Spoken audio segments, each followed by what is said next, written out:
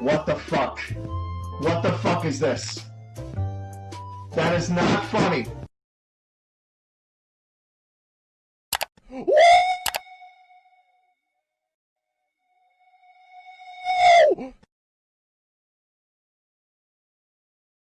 Oh, hello, son. Welcome back to Urban Fishing with Uncle Ben. Have a donut. Now, the most important thing is the hook and the bait, son. So we're using these gulp minnows. Don't worry, they're made of plastic, you little dingus. Stick it on this 164-ounce jig head, put it on some 4-pound line, like so, like that. Then you're going to want to go ahead and cast it into a nice little spot. Pop it up and down. I think we got a bite. Reel it in, son. Looks like we got one, son. Nice catch, son. Would you look at the patterns on that? We'll call him James Charles. Hey, Chris, you know the delayed talking trend right now? Oh, yeah, I know it. Let me do it real quick. Hey. Yeah, that was good. I can do better, though. Yo. Wait, let me retry.